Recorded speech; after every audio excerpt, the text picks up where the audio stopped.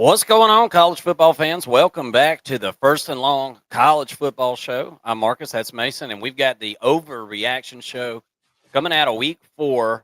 Another very entertaining weekend of college football. We're here to overreact to it as normal with you on a Saturday night.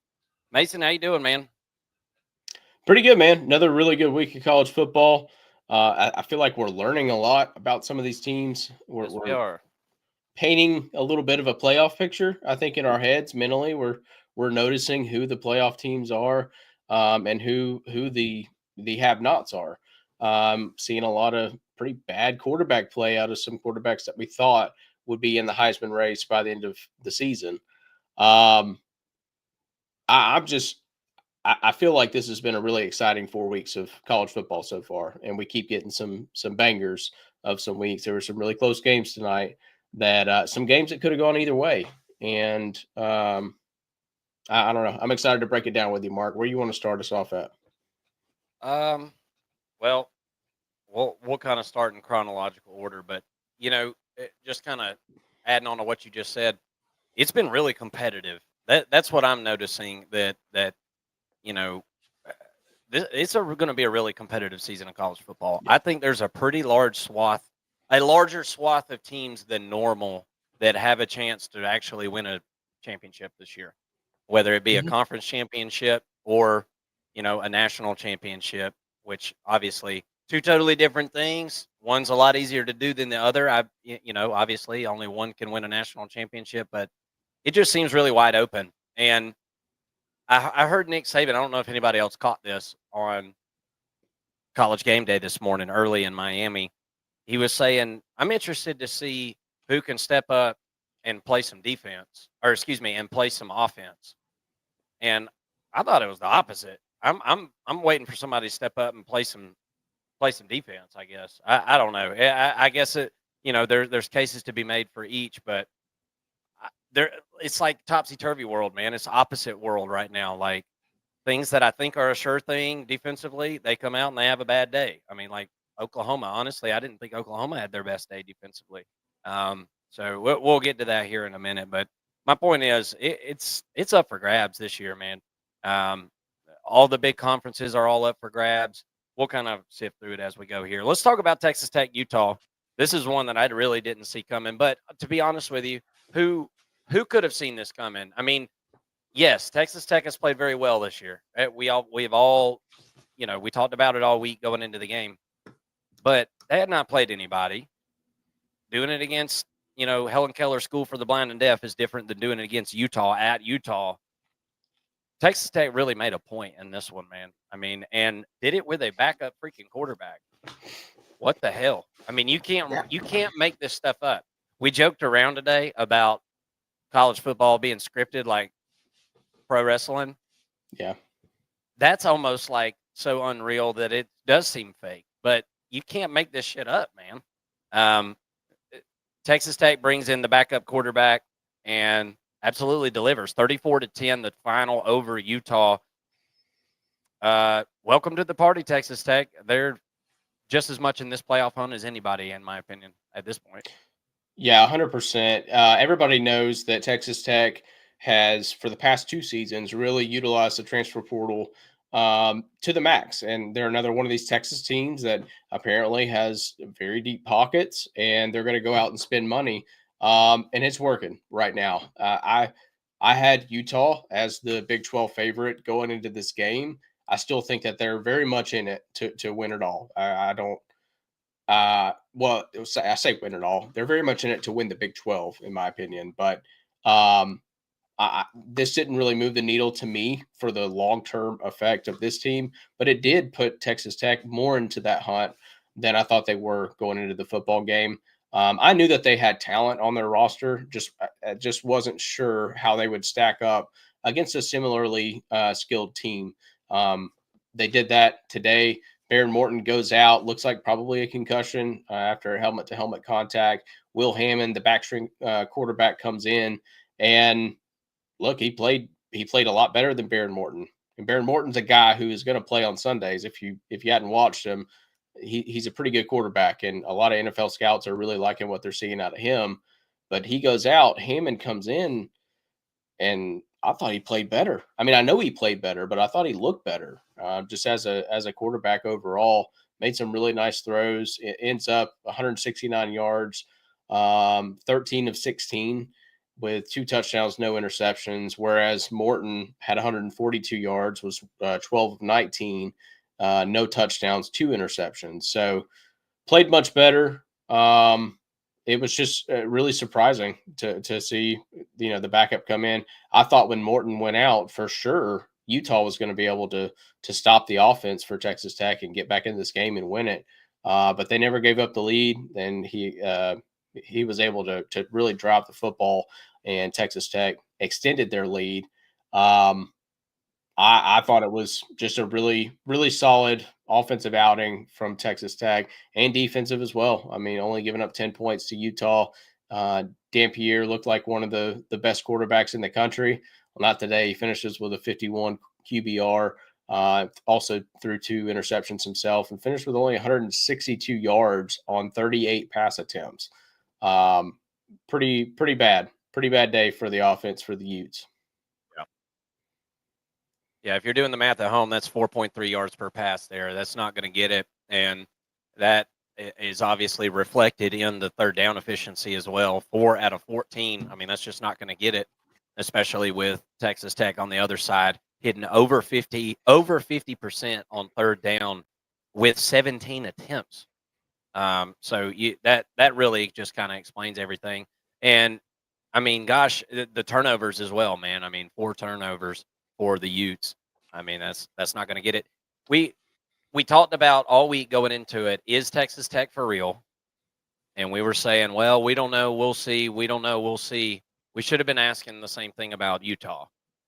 Mm-hmm. Because Utah had not played anybody. This is a brand new offense. This is a new quarterback to Utah. It's not a new, he's not a freshman or something, but came over with the offensive coordinator. We talked about that today. That's the new wave, right? Bring in a system, bring in a coach, and bring in all the players. And the offense did that. It's kind of sort of. Utah failed their first test. I mean, I don't know really any other way to put it. And Texas Tech passed and got a quality win here on the road. So kudos to Texas Tech. The defense is just what really surprised me. I just really did not see. I did not see the defense holding them to 263 total yards for the game. Utah had, so that was big time surprising for me. But hey, that's what college football is, man. Full of surprises. Yep, 100%. But like I said, I think both these teams are still in the hunt. A lot of teams are still in the hunt for the Big 12. So it's a really exciting league to watch. Just wondering if there's going to be a team that can compete outside of the Big 12. That's, to me, kind of the biggest question. I think there are some really good quarterbacks for sure playing in that conference. Texas Tech, at least right now, looks like they've got both sides of the ball figured out, and they're going to be able to hang in there with just about anybody. We'll see about that depth, right? That's what we're, that's the only test they haven't passed so far this season. I mean, they've passed the eye test. They've done literally every single thing that they can do right so far this season. So, in my opinion, Texas Tech has got to be bumped way up in the college football top 25, right? We'll reflect that in our updated top 25 early on in the week. Y'all come join us for that. But I think they've got to jump way on up there, and I know their percentage chance to make the college football playoffs just went way, way up. All right, let's go talk about the let's talk about Auburn, Oklahoma. We're trying to stay somewhat chronological order. This was in the 3:30 time slot. Look, again, I mean, Auburn only scored 17 points in this one, okay? And Oklahoma sacked the quarterback 10 times. It was a team record, a school record, 10 sacks in one freaking game. So now get ready, everybody get used to hearing when that stat, the sack stat for Oklahoma the rest of the year, because they're now number 1 in the country in sacks, and it's going to be hard to catch them. because they Yes. went on a home run derby today of getting after the quarterback and getting them behind the line of scrimmage. Now, um, Arnold obviously likes to run around. Some of those are more like tackles for loss than necessarily sacks, but it doesn't. I mean, come on, that was solid. Now, was the secondary got tested a little bit for Oklahoma? We saw a couple of little chinks in the armor. We saw Auburn at times be able to hit a couple of explosive run plays, but Auburn's defense has got to be the surprise of the game, right? I mean that to me anyway. And I've heard several people say this year. You talked about it today. You were saying while we were watching the game together that you felt like Auburn's defense was pretty good. We don't know about their depth like long term throughout the season, but you can say that for just about any team. There's at least a couple positions like that. I was impressed with Auburn's defense. I didn't walk away from this game like I thought I would. I thought Oklahoma was going to be able to go out there and have their way offensively, and that just really wasn't the case. Um, Now, kudos to Oklahoma. They won the game. The defense it's hard hitting. They got after the quarterback. Secondary left me a couple of questions, but we know that's a good wide receiver room for Auburn, so I'm not going to question it too much at this point. But the run game for Oklahoma, man, and look, I love Oklahoma. I think they're at the forefront of the SEC right now. They're one of the top 3 teams in the SEC right now. I'm almost positive of it. But this rushing problem is going to be a problem Yeah. long term if it continues. We talked about it in the breakdown that we felt like maybe they figured something out against Temple last week. Let's see if it carries over, and it did not. It absolutely did not. Did your thing through the air. That's been the trend all year, about 300 yards passing. That's just normal for Oklahoma, at this point. But 3 of 12 on third down. That's from not being able to run the football, man. That's exactly what that's from. That's from Well, not yeah, being. you get in 3rd and 10 situations, 3rd and 8 situations. I mean, Yeah, it's not exactly. going to do it. Exactly. I mean, 1.2 yards per rush. You got to be kidding me. Um, Unbelievable. Just lots and lots of penalties in this game. 22 total penalties in this game. Auburn won the time of possession battle because obviously Oklahoma can't run the ball. Not saying Auburn ran it real well either, but what are your thoughts on this game? I come away from this game being a little more impressed with Auburn than what I thought I would be. And I still have questions about the run game for Oklahoma going forward. That was confirmed again tonight. What are your thoughts? Yeah. First of all, Auburn, I know their fans are upset. I've heard from one of them at least tonight. There were some bad, Oh, definitely some I bad wanted to ref say this. calls. I thought you'd get a kick out of this. So right after you left the house, they were doing the college football scoreboard thing, and Mhm. they showed the replay of the Auburn game, and they just skipped right over that. They just Oh, skipped right over. They showed the touchdown, but yeah. they didn't even mention, like that it was the sneak play and all that. And I Mm, know Auburn fans were at home like, "What? Are you kidding yeah. me?" Like, you don't even mention the fact that they cheated. Yeah, yeah. Uh, Well, between the illegal shift. What I don't even know what you call it. What the term is for the foul, um, but it was impermissible. I think is what you could call it. And from what I've heard since the game was played, that they're going to have to come down on that refing crew. They are going to be punished for that in some capacity. I don't know what, but I mean it is illegal what they did. So there will be some repercussions. Well, too little, too late if you're an Auburn fan because that costs you big. I mean, it absolutely costs you big. And then on top of that, you had the scoop and score play, which I still have not been able to find and put eyes on that one. I missed the first part of this game, but that was a big one. Look, Auburn fans have a lot to be upset about with this game, but they have a lot to be excited for the rest of the season. I left this game feeling like Auburn's going to be in every single game that they play for the rest of this season. I think that their defense is playing good enough football. I think that Jackson Arnold still needs to progress a little bit. But when and it's odd because this is the same thing that he dealt with at Oklahoma. When you're running for your life in the backfield and you're getting sacked 10 times a game, it's a little bit tough to say, hey, the quarterback needs to step it up. Um, if they can figure out some things on the offensive line, couple that with this defense, the wide receiving weapons that they have, got to get the run game going a little bit more. But I really feel like Auburn should be in every single game for the rest of the year.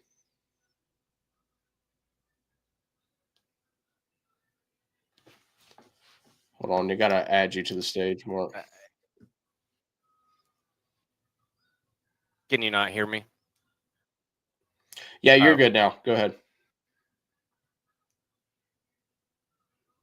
oh, okay.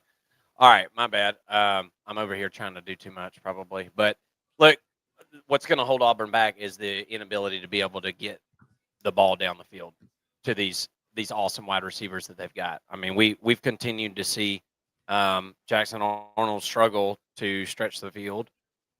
I don't know what's up with that. I mean, I don't understand it. I really don't get it. But look, I mean, it everybody's got their own flaws and things like that. But long term, yeah, it's a championship season. I mean, you're really probably gonna, you're gonna have to be able to. But it seems like they have trouble doing that consistently. We'll see if Hugh Freeze can get that straightened up as the season goes on.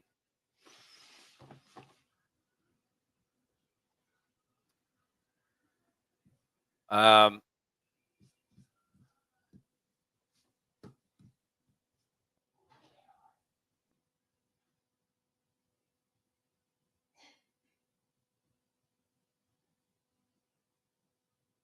You still there, Mark? You're cutting in and out a little bit. Mason, take it to our next one real quick while I Okay. fix. All right. So next in the lineup, we'll talk a little Michigan and Nebraska. Um, Michigan comes into this game favored for good reason. And I thought that Nebraska played a pretty good game here. And this is another one where, kind of like what I said about Auburn, I felt like Nebraska should be walking away from this game feeling like they can play with a lot of the bigger teams in the Big Ten. Um, Pretty impressed with this, and also similar to Auburn. Hey there, man. Where the heck? Where the heck is the offensive line? I mean, what's On going me. on with Nebraska's offensive line? Can you hear me, Mark?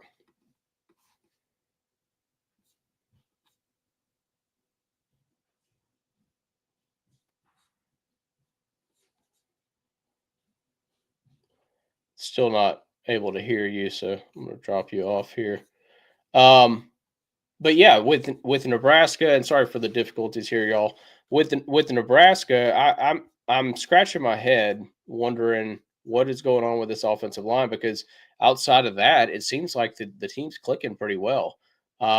Defense, okay, they might be middle of the pack in the Big Ten, but offensively, I feel like Raiola is playing pretty good football. Emmett Johnson, got some touches, did some nice things, but probably behind this offensive line leaves a little bit to be desired. But the passing attack is working on that side of the football. Couple that with a decent defense, and I feel like Nebraska should be able to stay in these games in the Big Ten for the most part. Michigan on the other side, obviously they're playing in this football game without Sharon Moore as their head coach. Um, I was impressed with them being able to to get through this football game. It felt to me like Bryce Underwood is just he's still not quite there yet, and he's a true freshman. We don't expect him to be, but no touchdowns on the day. He did have one on the ground, but no touchdowns through the air. 12 of 22, 105 yards, averaging 4.8 yards per attempt. I mean, just not really pushing the ball down the field. And I don't know if he's just not seeing it well, but felt to me like he had some opportunities in this game to take advantage of Nebraska's defense. But and I say that, but the reality is Justice Haynes is running his tail off, and why he averaged 8.8 yards per attempt, 149 yards and a touchdown. Did have one that he broke off for 75 yards, but when you've got a rushing attack like that, you don't really have to lean on a freshman quarterback as much, and so it's a really good situation for Bryce Underwood to get his feet up under him, get going, and then lean on the defense where you can. I think Michigan reminded us that they are a solid defense and one that can play up front and play very physical, get to the quarterback, and create some havoc plays. I was pretty impressed with Michigan. I think that they are one that you kind of have to circle in the Big Ten and say, okay, this is a team that can upset some of the teams in the Big Ten. I don't want to say bigger teams because there's not many bigger teams than Michigan technically as a brand and a program. But I've got Ohio State up there, Oregon, Penn State. I think Michigan could hang with any of those teams in the Big Ten and potentially upset one or two of them. It wouldn't surprise me at all. Yeah. No, I mean yeah, I agree. I mean, they're only favored by I think 1 point in this game, and it was on the road. I thought Michigan showed a lot of resilience. I mean, they're tough as hell. I mean, the defense is absolutely just tough as hell. They'll knock the hell out of you. Um, I was impressed again with the Michigan defense, like I have been every single time I've watched them play over the last few years. But they lack playmakers on the outside, and that's going to hinder this team. Justice Haynes is an animal. He's an absolute animal. 3 long runs in this game. I told you earlier today, he's good for at least 1 long run a game. It seems like, at least so far this year, and you'll take that, right? You'll take that out of your big back. He is this offense right now. 286 yards rushing. They ground Nebraska up for. And by the way, the deficit there, 43 yards rushing for Nebraska in this one. I mean, that's never going to get it, man. Look, Yeah. talking about Nebraska, Dylan Raiola played his ass off today. I think that game can be misconstrued by some and because of how many times you looked at the screen and you saw Dylan Raiola on his back. But, I mean, he can't block for himself, guys. And as many times as he was on his back, he actually evaded like 3 or 4 more. And some of those guys were wrapped and draped around his legs. He's a big quarterback, hard to get on the ground. He's not fast, but he's like DJ Uyunglele size, right? And just tough to get on the ground, kind of Ben Roethlisberger-esque in the pocket a little bit. Obviously, you got to be careful throwing out comparisons like that. But Dylan Raiola looked good. He made some awesome throws in this game, under pressure, improvised well. Nebraska just don't know how to win, brother. I mean, they just don't know how to win these games. Yeah. I don't know any other way to put it. I 2 of 13 on 3rd down. I mean, again, we're going to go back to the run game. You and I, we kind of have a little bit of an old school approach with it's like, but it's not even old school. Look at any of the national champions over the last, however really long you want to look at it. All of them could run the ball, and nobody ever thought Nebraska is going to win a national championship this year, but to be competitive with the upper echelon of the Big Ten, you have to be able to run the football and you have to be able to stop the run. And I can't say that Nebraska can do either one. And then beyond all of that, Nebraska continues to struggle in the red zone. You start this game off, and by the way, you lose by 3, and you get greedy at the very beginning of the game and don't take your field goal and try to go for a touchdown. Coaches, stop doing this shit. I mean, stop it. You don't know that you need 4 points. The game just started. It's 0-0, man. Take your points. Take your points. I don't understand these coaches, man, and looking at these analytic sheets, you know, it's like the takeover of AI in football or something, man. What are these coaches getting paid 8, 9, $10 million a year to do if they're just going to look at a sheet and do what it says every time? I just I've seen it time and time again already in this season. We're 4 weeks in. I swear to God, there's 4 or 5 teams that it's cost them a win. And I'm not saying Nebraska would have won this game, but you don't know how it can affect the game by kicking that field goal and then kicking the ball off. What if they muff the kick? What if you hit them hard and they fumble and then you get the ball and then you score a touchdown? That's a 10-point swing. And it's unrealized because you're playing this video game style of football where I'm just not going to punt. I'm just not going to kick. I mean, who does Nebraska think they are? Obviously, they don't think they're as good as Michigan because if they thought they were as good as Michigan, they would have kicked that field goal right there. And they would At have just home. played defense. But that's not what I they mean, did at home. You know, yeah. So I just and look, if it comes down to the end of the game and you're the home team, sure, go for the win. But that wasn't what was going on here. It's 0-0, man. You need points on the board. I'm tired of seeing those decisions. Nebraska struggles in the red zone. They can't run the football on a good defense. The offensive line played like absolute dog crap. I hate it for Dylan Raiola, and I hate it for those wide receivers that played their ass off because they did, and they took some big hits, really big hits in this game. 351 total yards for Nebraska is not that bad of a day. You got to figure out a way to score more points. And one way you do that is kick a field goal whenever you got an opportunity to do so. So, Nebraska, learn how to win, please. Go ahead and you need to go ahead and learn how to win. All right. Let's keep it going here. That crap gets on my nerves, man. Golly. Just totally changes the outcome of these games. All right, let's jump over to let's see which one we want to jump over to. How about Florida and Miami? Miami. Let's talk about that one. Yeah. I want to talk about this Three Stooges routine they've got going on down here at Florida.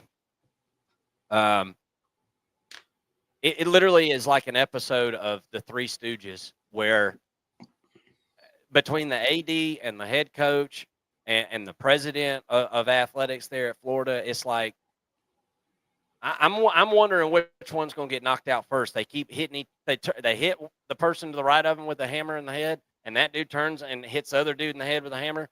When are they one of them going to fall? But this offense for Florida, I mean, my God, it is putrid, absolutely putrid. I'm just wondering. It's not a matter of if; it's a matter of when all the dominoes fall over at Florida. Look, congratulations to Miami. Miami did exactly what they needed to do today. They went out there and they played an extremely physical brand of football, I thought. And why wouldn't you with that offensive line that you've got? Now, 26-7 is a little bit deceptive. This game wasn't like a runaway at halftime or something, and then Miami just ran and hid with the lead. I mean, it was a lead that was built up through 4 quarters. And it was, look, I'm pulling up the rushing yards now. 184 yards rushing for Miami, 4.0 yards per rush. That's on 46 attempts. Very clear what Miami was looking to do in this one. It was wet out there. It was hot as the dickens. They just got behind that big group of big uglies they got. It's got to be the best in the country. They're unbelievable, that offensive line. And they absolutely just ground Florida into dust, just like you do with your rivals. Miami continues to look good, man. I mean, 50% on third down. They were 100% on fourth down. 344 total yards, only 160 passing. Didn't even need it because they ran for 184. Miami looks like a really solid team. The defense looks so far so good. We'll say that. I think they'll be tested later on a little bit more. I don't think Florida's got a great offense, but Miami has shown a versatility on offense. They can run the football. They can pass it. This is a team that's in the national championship hunt. For real, for real. Yeah, I mean, What do you think? what's impressive about Miami in this game is they did this with their B ball. Like this wasn't their best offensive performance by far. This was actually a game of very poor offensive performance from both sides. The 7 points, that Miami gave up is really all that Florida was able to muster. I mean, their offense, I don't know what's going on. Receivers can't catch the ball. Lagway's missing guys, throwing behind guys that are wide open. They won't even attempt the running game. I don't really know why. They score a touchdown on a run and play with Jaden Ball, who I think is one of the best running backs in the SEC. He showed some elusiveness tonight when he got his opportunities, but 12 carries is just not enough when you got a guy who is an actual playmaker. Why are we not running him more? I don't understand that from the Florida offense. DJ Lagway just needs a break. He look 12 of 23 with 61 yards passing. That's not good. That's really really bad. And I understand that Miami's got a good defense. I don't think that they're just. I don't think it's a no fly zone on the back end. I really like their defensive front. I think that they create a lot of pressure and things like that really tilted DJ Lagway a good bit in this game. But the you can't finish 12 of 23, 61 yards. I mean, you might as well be handing the ball off is kind of my point. And I feel like this Florida offense has no identity whatsoever. Defense is playing good football. I thought that they created some pressure. Got a pick against Carson Beck at one point, but the offense is just letting them down 100%. And they give up 26 points because of it. But it was like you said, a ball game up until the very end there, where Miami just started to run away with it. That last drive that they had offensively kind of looked like the first drive of the game for Miami, and they just sealed it right there. But this week was. It just reminded me, kind of like what I led the show off with. You've got a couple of quarterbacks in DJ Lagway and Lenora Sellers, who actually played pretty decent tonight, and we'll get to that game in a minute. But these guys came in with Heisman hopes, and they're just falling flat on their faces. Lagway, especially. I mean, I haven't seen 2 weeks in a row from a quarterback that was this highly rated and highly thought to be a Heisman contending quarterback. 2 weeks in a row that he's put up, I haven't seen anything like that in quite some time. Really, really bad play here by the Florida Gators so far.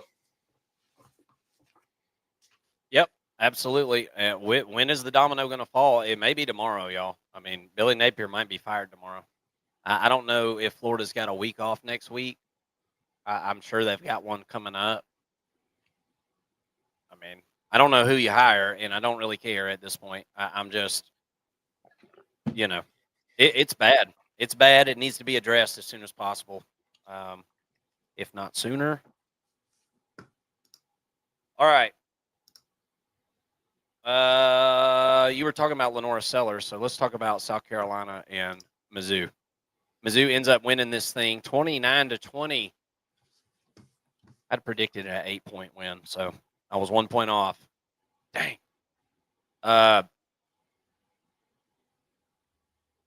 Mizzou is just a big surprise this year. I mean, I did not see this coming with Mizzou this year. I really thought the team would take a little bit of a step back. The offense just looks awesome, man. I mean, they've looked fantastic. Yeah. 285 yards rushing today. And look, we beat this horse to death. The best teams and the teams that will be in it till the very end can run the ball and stop the run. Mizzou ran for 285 yards and allowed -9 yards rushing to South Carolina in this one. That's all you need to know. Keeping track that's at the home, only that's stat almost a that you need to know. Deficit. I mean, yeah, that's it. Good night. We'll see you next week. 29 first downs for Mizzou. just ground them into dirt, into dust. 7 of 13 on third down. They've got all the pieces, man. Right now, it looks like Bo Prabula is looking good. The wide receiver room looks good. Running back room looks good. The run stop unit looks good. Gave up some chunk yards in the air, but I mean, I almost feel like for Mizzou, it was honestly they took something away from South Carolina and they stuck to it. They took away the run game, and Lenore. Felt like they just kind of accepted the fact that okay, Lenoris is going to complete his passes, but if we keep everything in front of us, don't allow too many explosive plays that go for touchdowns, they're not going to be able to run the ball on us, and we're going to be fine. And I thought it looked like that was the game plan, and the game plan worked, in my opinion. Negative -0.4 yards per rush for South Carolina. I mean, I can't get enough of these stats. And beyond that, 14 penalties for South Carolina in this one for almost 100 yards. Yeah. So Yeah. between the 100 yards and the total yards that Mizzou accrued offensively, you're talking about 556 yards the other way. It's just it's impossible to win that way, man. Unless you just cause a bunch of turnovers or something, and one ain't gonna do it. Mizzou looks great. Mizzou is in really, really, really good shape to make the college football playoff right now, man. Yeah, especially with the schedule that they have coming up. We've talked about it time and time again. I mean, one of the easiest Yep. schedules in the SEC. I think that they're 100% in it for sure, and not just because of the schedule though. This is a really good team. Ahmad Hardy is the best running back in the country. I don't. Yep. It's not even close right now. This is the second week in a row that he's put up numbers like this. This time he does it Tree against stump South that guy is, Carolina. man. Crap. Absolutely, he's all legs and ass. I mean, and can scoot. I mean, I can't say enough about him. This offense for Mizzou reminds me of 2023 when they had Schrader, right, Cody Schrader, and just what they were able to Yes. do in the passing game because of that. But now they've got a quarterback that's also a dual threat, which adds to the running game. It's really a Yep. scary situation for everybody who has to play Mizzou. I think this is another team that absolutely has to jump up the rankings, and they really should be a top 15 team with what they're doing on both sides of the football. I think for South Carolina, I really like what I saw out of Lenore Sellers today. He looked to be back from a passing standpoint. They didn't run him a ton, rightfully so.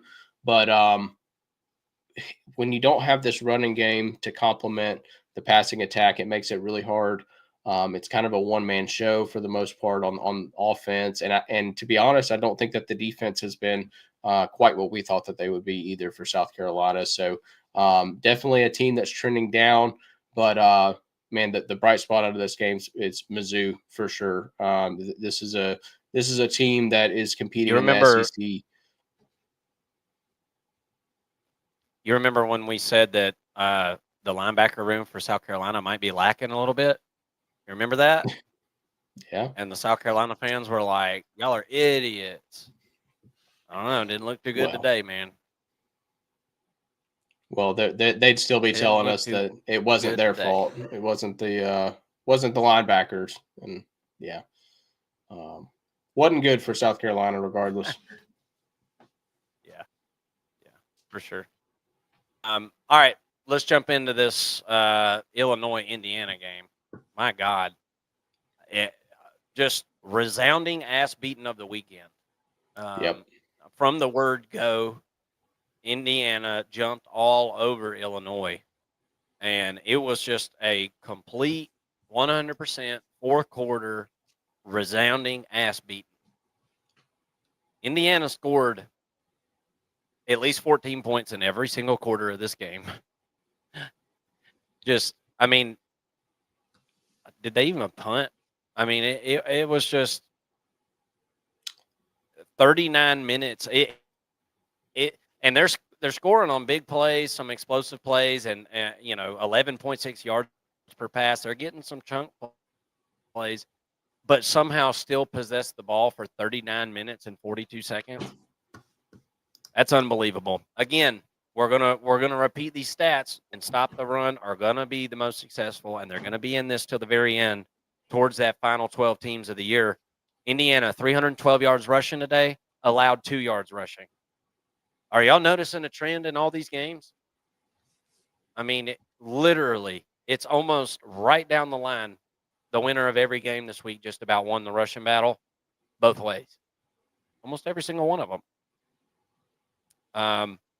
It's just so important, man. Uh, Indiana looks great. Mendoza looked unbelievable in this game. Yeah. Illinois looked completely outclassed. Kurt Signetti said after the win that they broke their will, and that certainly showed on the screen. What did you think about this one? Guys, I'm going to go ahead and tell you, you should probably, if you're willing to make a futures bet and you want to bet on the Heisman, Fernando Mendoza is a pretty good bet right now. 21 to 23, 267 yards. That's 11.6 per attempt, 5 touchdowns, 0 interceptions. Guy is playing out of his mind. And Indiana is another one of these teams that has a very easy schedule in the Big Ten. So he's going to be able to stat pad throughout the entire season.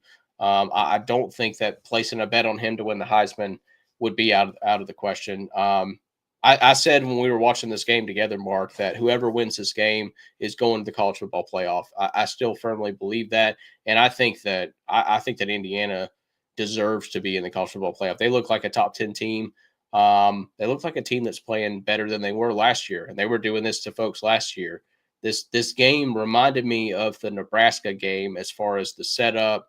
Is Indiana for real? That game last year was a little bit later in the season, but regardless, we were asking, is Indiana for real? And they went up to Nebraska and took care of business against the Cornhuskers.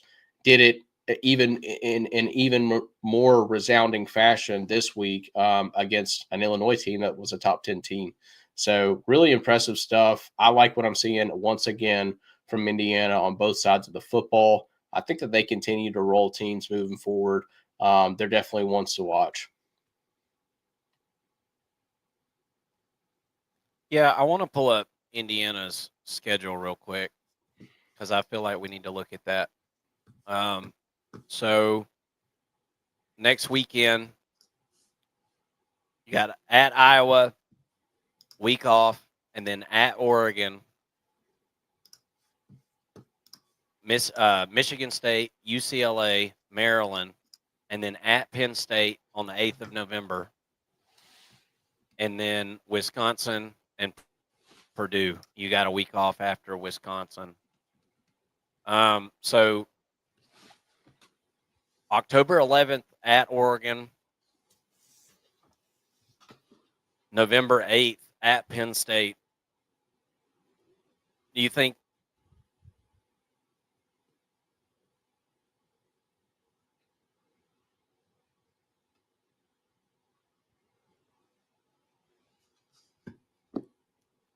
you there?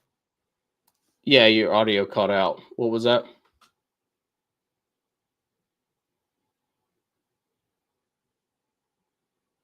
I was just asking. I was saying the 11th of October they go on the road to Oregon, and then November 8th at Penn State. Do you think they can win one of those? I Because think they're gonna. if they I can think win they're one gonna of those need to win games, I'm one. not sure it even matters what happens in the Big Ten championship. Yeah, and that's the thing is, I don't think I'm looking at Indiana as a Big Ten champion. It's a little bit too far fetched to think, but I don't know. As I'm saying that, I'm kind of I don't know. They've looked so impressive tonight. It's tough to think that they just don't have a chance against anybody, any one team. So maybe we are talking about a future Big Ten champion in Indiana, which is tough to think about. Um, but I do think that winning one of those games could put you in the college football playoff, without a doubt. But if you go 10-2 Well, and you beat a top 10 Illinois the way that you did, I mean, are we keeping them out? Isn't that similar to the resume they had last season? yeah, absolutely. I mean, I think it's yeah, especially if you win one of these big games. I mean, that's a better resume than last year, I feel like. Um, Oh yeah. and look, Oregon and Penn State play next week. So somebody's losing that game. Somebody's taking an L there. And then Indiana gets to face off with both of those teams. So there's a chance each one of them could beat each other and each one of them have one loss. And then we've got a head to head 3-way kind of thing there. Um, or there's a chance that, say Oregon, for example, beat Penn State and then Indiana beat Penn State. I mean, Penn State would be completely out of the talks for the Big Ten championship, and then it's down to more than likely Oregon, Ohio State, and Indiana, and so that's going to be super interesting to see how all that works out because I think we're in for a pretty competitive little 3-4 team race there in the Big Ten, and from what I saw tonight, I mean, there's no reason to think that Indiana doesn't have a shot. Especially in the season that we're in, in this day and age in college football. I just think that there's, you know, there's a lot of competitive teams right now for sure. Indiana looked really, really good. Looked really, really good against what I considered to be a pretty doggone good Illinois team too. Yep. I So, agree.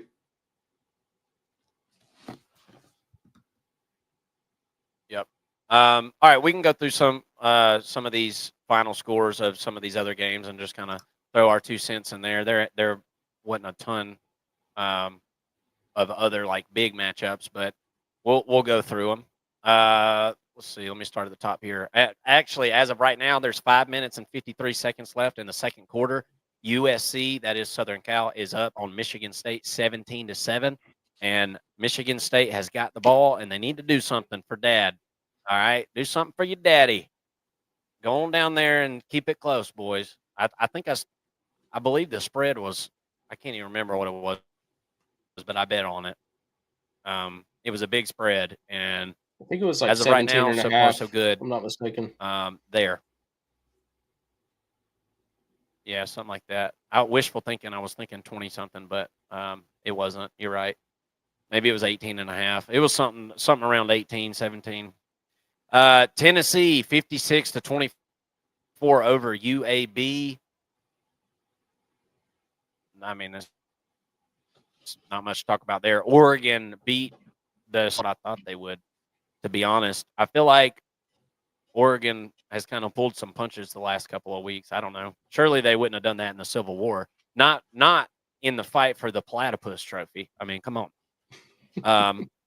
But the Ducks do take care of business It was against the Beavers. funny. And just You might have fun saw on fact, College Game Day, but it was pretty funny. They asked Dan Lanning, about the trophy. It's like I have no idea what it is, but I want it. You know? I mean, if it's a trophy, like I want to win it. yeah, he was like that thing. He's like that thing's weird. Like it is weird. It's a literal mix between a damn duck and a beaver. Hmm. Um, which is absolutely insane. And I believe I'm probably wrong on this, but I think that I'm right. I'm going to identify as correct on this. I believe that you can get antitoxins from platypuses, if I'm not mistaken. I think that's where a bunch like they get some anti venom. Hmm. Anyway, I'm not that smart, but I do have dumbass facts like that to throw out every once in a while. Um, Florida State beat the ever living crap out of a high school team, Kent State. Not much to talk about there. Ole Miss takes care of business against Tulane, 45-10. That was a bit of a surprise. I didn't really see that Yeah. one going that sideways. I'm not a huge believer in Ole Miss's defense, so I thought maybe Tulane be able to at least, somewhat score with them, score in the 20s, maybe even crack 30, but not even close. Ole Miss's defense looked good. Went out there. I mean, Yeah. secondary was making some damn plays. So Ole Miss actually, for a year where they're supposed to be more like rebuilding than reloading, so far so good. Lane Kiffin's a hell of a coach, man. If Florida don't hire Yeah. Lane Kiffin, then they're messing up. Well, and I'm just especially saying. because they did this with their backup quarterback. They won decidedly with their backup quarterback. I thought it was, but like you said, the defense is what was impressive here. We knew that they would be good on offense, but lost a lot off of last year's team defensively. and they hold a Tulane team that's pretty good with Jake Retzlaff at quarterback. Hold him to 5 of 17 and 56 yards. Had to pull him out. They brought in Brendan Sullivan, who goes 5 of 12 for 48 yards. So just made it miserable for the quarterbacks in this game and only give up 10 points. Really impressive defensive performance from Ole Miss and offensively as well with the backup quarterback, like I said. Yeah, absolutely. Man, I was just looking back at some of my bets. I had a horrible week. Holy shit. Really I don't bad. want to look at All it. right.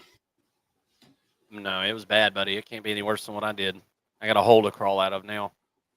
I had an unbelievable week, like money making wise last week, and I just handed it all back to the bookie. Purdue took a beating at the hands of Notre Dame, 56-30. Actually, you know what? I actually thought Purdue showed a lot of fight in this game, and made some really. I thought they made some really explosive plays. I saw some good things with Barry Odom and the fighting Boilermakers there. Maybe I don't know. Maybe just like a sign of a pulse, at least there at Purdue. So Yeah. I'm slightly optimistic, right now about the future of Purdue, and not this year, but going forward. If they have a fun, exciting offense like that, and they're scoring 30 points a game on a defense like Notre Dame's, then you'll attract some offensive players to come there next year. And Barry Odom he's a defensive guy, so he'll get the defense straightened out. If he's got an offensive coordinator working with him, he'll he'll do some good. 45-24, Georgia Tech takes down Temple. We talked about Georgia Tech a little bit tonight. They're in the driver's seat for a spot. I'm not saying in the driver's seat to win the ACC, but they're in the driver's spot to make it to the ACC championship game, especially after Clemson shit down the back of their leg today. Clemson's, if you didn't notice, they've got 3 losses now. Right after Dabo, we'll get into that in a second. We'll talk about that here in just a second because we need to talk about Dabo Swinney here for a minute. But again, Georgia Tech 45-24. Haynes King plays, does his thing, scores 3-4 touchdowns again. Georgia Tech looks pretty good, man. And their schedule is very, very doable between now and the end of the season. Now, I think Georgia Tech plays a style of game where, well, you could say it about every college football team. Almost every team loses a game they're not supposed to. So I think there's probably a pretty high possibility of Georgia Tech losing a game they're not supposed to this year. But hell, dude, I don't think it's going to matter. Ain't nobody going to be undefeated in the ACC anyway, other than maybe Miami. So I think Georgia Tech's in a great spot, as much as it irks me to say. Yep, I completely agree. Was really impressed with them.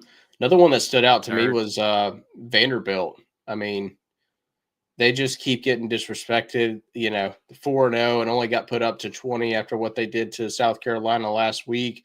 So what do? They go out and put 70 on poor old Georgia State. And spread the ball out. Had 3 quarterbacks in this game. This wasn't a run-it-up type of game for them. They had backups in there that were still scoring, and gave up 21 to Georgia State. But it was, I mean, it looked like they had a bunch of second string, third string in on defense as well. Vandy's still one to watch and a fun one at that. Yeah, absolutely. All right, let's talk about Clemson. Syracuse takes down Clemson 34-21.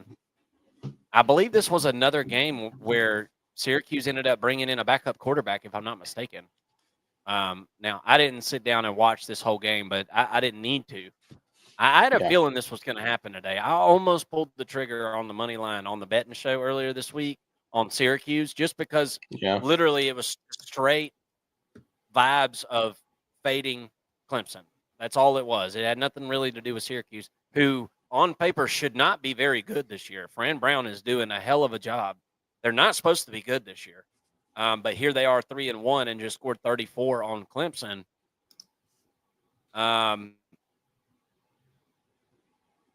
Look, Dabo came out this past week. Did you see this interview with Dabo? Yeah. This past week, Mason? Okay. So if you guys missed it, Dabo did his thing where he comes out and just throws up all over the mic. I mean, just goes on this long ramble about back in 2011 and back in 2012 and back in 13, back in '07 it was looking bad, but we figured it out, and uh, if you don't want me here, you can just send me on my way. He was talking about. Well, lo and behold, you put all that out there, all that negative energy out into the air, and here you go. You go take another loss. His team did not respond well to what he was saying at all. And what team would respond well to their coach saying, "Well, they can just get rid of me. I'll just go coach somewhere else." What the hell? Well, I in mean, my opinion, he basically said, "I used to have good teams," and he basically just said that his team's not any good. In my opinion, that's the way I read it. He's saying, well, we might have a bad year, and stuff like that. well, It's a bad look. well. And meanwhile, you've got a wide receiver playing running back on one hand, and then on the other hand, you don't want to go in the transfer portal. It doesn't make any sense. Dabo Swinney needs to get the hell out of Clemson and go coach pro ball or whatever he wants to go do, or maybe high school. I think he'd be a hell of a high school football coach. I mean, he's made all the money in the world. Why are you? I Yeah. mean, what other money do you need to make? Go to high school, which I mean, dude, those guys are getting paid now too. So I mean, you still deal with it. I guess you can't run from it, but man, this is a bad look for Clemson, letting this guy go out there and just badmouth you and basically daring you to fire him over and over again. And if you'll notice, whenever he talks about the football department, he talks about we, and they is the university. So he looks at it like his football department, their university, like they're separate. He won't go in the transfer portal. He's already been on record saying, if you pay these players, I'll just quit. And he hasn't done it yet. I don't know, man. I mean, I don't know where this is going, where this is leading, but Clemson will be lucky to win 6 freaking games this year if they keep this up. Yeah. And It's we've been bad. saying this. We've been saying this about Dabo for I think this has got to be what, the fourth or fifth season in a row where his attitude has just been completely sour. Um, I would say after he won his second championship, it just seemed like it was all I've heard out of him are excuses for why they lost, and just really weird negative energy. And before that, I kind of liked him. I kind of liked him as the guy who was going to beat Saban and kind of take over and at least get a couple in. And of course, I like his faith and things like that.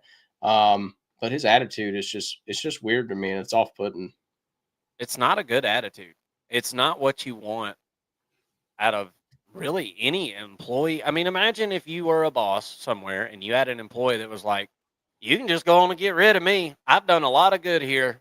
So you can just go on and get rid of me if you want to. Mhm. What? I mean, did you do it all by yourself? You won all those national championships by yourself? No, you didn't. The university will be there when he's gone. I don't think he realizes that. This Well, university is not going to close up shop because Dabo Swinney ain't the coach no more. So, and as much as I he would think want it it's to, I think it's fair to say he did all that with Brent Venables right now too, who has a much better he program. did it with Brent Venables, and he did it every time he did it with if not a top pick, a first round pick quarterback. Yeah. Every single time. Cade Klubnik ain't that. He don't fit that mold, and they haven't had one of those since Trevor Lawrence, which is the last time they won one. Yep. So I'm, like any coach in this league, guys, this ain't a Dabo Swinney problem. You think Dabo Swinney's gotten worse as a coach as his careers went on? No. He don't have the best players on the field when he goes and matches up on Saturday no more. Just like Nick Saban at the end didn't, when he stepped out on the field, no longer did he have head and shoulders above his opponent the best roster on the field. And Clemson does not have that anymore. Whereas they were recruiting in the upper echelon of the country, they still have some of those upper echelon athletes, but they don't have the depth that they had at one point. And I'll say it again. It doesn't matter who you are as a coach. Look at Bill Belichick. You think that guy doesn't know how to coach his way around a team? Of course he does. Of course he does. But every time he steps out on the field, he's got a deficit of talent.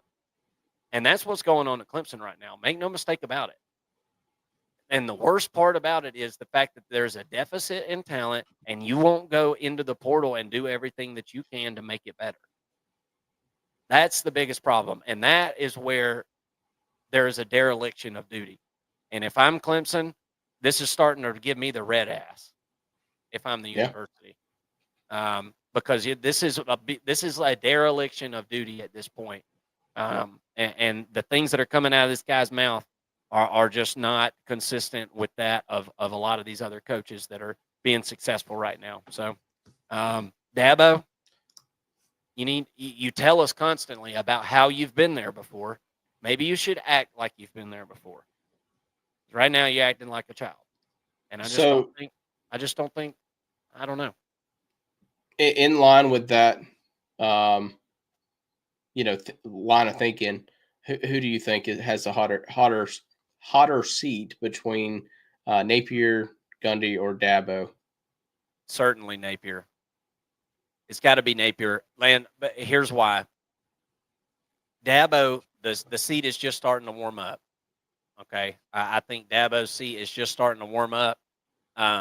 Gundy, nobody's ever won anything there at Oklahoma State. I mean, I'm just being honest. It's nobody's like won. Nobody has done anywhere close to what Gundy has done at Oklahoma State.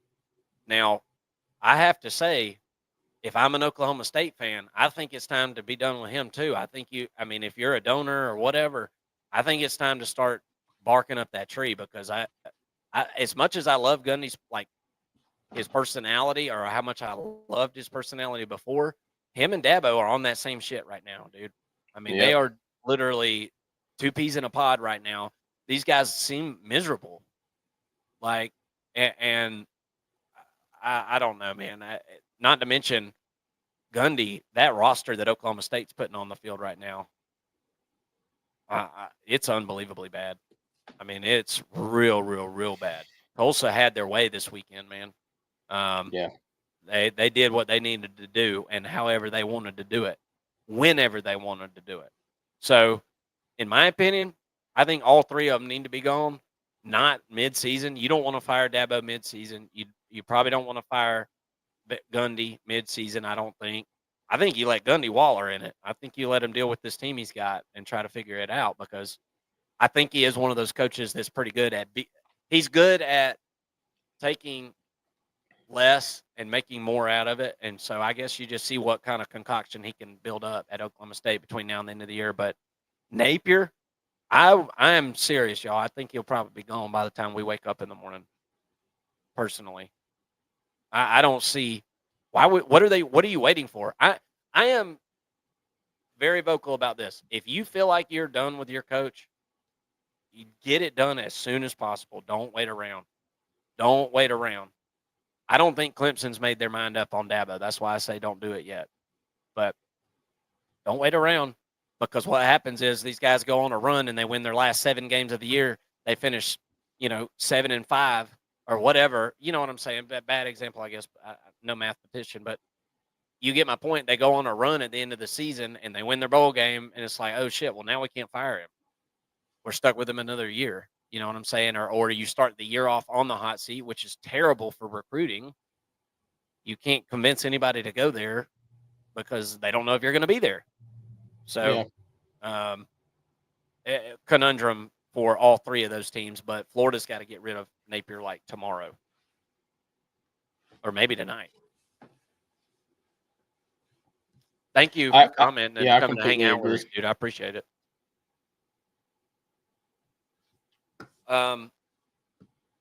What do you think? Well, I mean,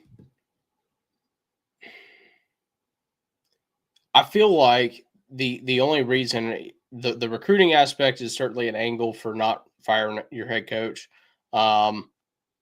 But outside of that, look at the schedule for Florida and what they have coming up. You put an interim in to go through that gauntlet. I mean, you're just going to see a ton of quit out of these kids. Everybody's going to be leaving. You're going to see a mass exodus. You kind of want to schedule it around the transfer portal and around signing day, and try to keep these kids in that you can. If I'm a recruit, I'm running from Florida. Unless I'm playing defense. I guess they're playing pretty good Let defense me right ask you now. this: which is worse, Florida going on with Billy Napier and just getting the ever living shit beat out of them for the next 6 games, because their schedule is unbelievably hard. So Yeah. they're going to get their ass beat regardless. Or should you rip the Band-Aid off and just get your ass beat? And there's like a logical explanation for it. Every time you go out there and get your ass beat, it looks worse and worse and worse and worse. Yeah. So it's like, I think it's damned if you do and damned if you don't, honestly. I mean, I do too. I mean, there's no. either Yeah. way, I So think you're screwed. I guess at that point you might as well just go ahead and get rid of them and pay the buyout and start building. I mean, Florida, Florida, Florida. God dang, boy. It's, you know what? It seems like it was yesterday, but then again, it feels like it was, 13 years ago that they were winning something. But my goodness gracious, they're bad. Any other games you want to talk about? What about y'all in the comment section? Any other games that we missed? I don't think we missed any. I think we talked about TCU, all. SMU. I don't think we talked about that one. Ah, TCU, they need to be ranked at this point. They're a good team. SMU, I thought played with a lot of fight. I mean, they look like a team that's going to compete in the ACC. It's weird that they have 2 losses so far, but they're definitely still in the ACC hunt. But TCU is definitely in it in the Big 12 with the amount of parity that they have in that league. Um, I was impressed with this. Hoover had a great game. 22 of 40, 379 yards and 5 touchdowns in that game. Really impressive. And how about the receiver, McAllister, for them? 8 receptions, 254 yards, and 3 touchdowns. he's My an animal. gosh. He reminds me of Quentin Johnson for them. Same Yep. same type of receiver, and he's just going up and getting these balls. And man, and Hoover's turning out. He's a guy who we targeted a year ago, maybe 2 years ago, and looked like a nice young quarterback. And he's really panning out and turning into something pretty Well, you special there. you talked about TCU being ranked. I didn't get around to doing the top 25 video last week. I literally started to record it, and then phone rang, fire started, right? But I did the top 25 graph and everything, and I actually had TCU in there. Mm, I think at 24 or something like that. I watched TCU play earlier this year, and we watched them play North Carolina earlier this year. So, and we all know how bad North Carolina is. But the plays that they were making had nothing to do with North Carolina being bad, right. right? It was, they were playing really solid football, yes, against a pushover, but what they were doing was phenomenal. It looked awesome. It looked on time. It looked uniform. It looked organized, and it looked explosive. And they've continued to look like that throughout the whole season. TCU is, look, pull out Utah, put in TCU. I think TCU's got a chance to be talked about in the Big 12 here coming towards the end. So we'll see. I say coming towards the end. Let's don't wish it away yet. We're about a quarter of the way through the season here as of now. But I like TCU. I really do. I like that Yeah, team a lot. I agree. Any more? I think that's it. I think we nailed them all. I went Yep. by the list mostly. Guys, thank y'all so much for tuning in. If we missed something, hit us up in the comment section, and y'all hit the like button before you head out of here. We'll be right back on here very soon. We'll be unveiling our top 25. We will be, I guess we'll probably try to do that on, I guess we'll do that on Monday, huh, Mason? Maybe. Yeah, probably Monday But morning. yeah, we'll jump on that early Monday morning, get our top 25 out there, and then it's right back to the grindstone, folks. We'll be breaking down games, getting our predictions out there for some big games. Obviously, got Georgia, Alabama, Oregon, Penn State. Man, we've got some monsters coming up this upcoming week week 5. We hope that you will come and join us. If you haven't hit that subscribe button, go ahead and do it now so that you know when we've got content being released. We hope to see you very soon. For Marcus and Mason, this is the First and Long College Football Show. Thank you so much.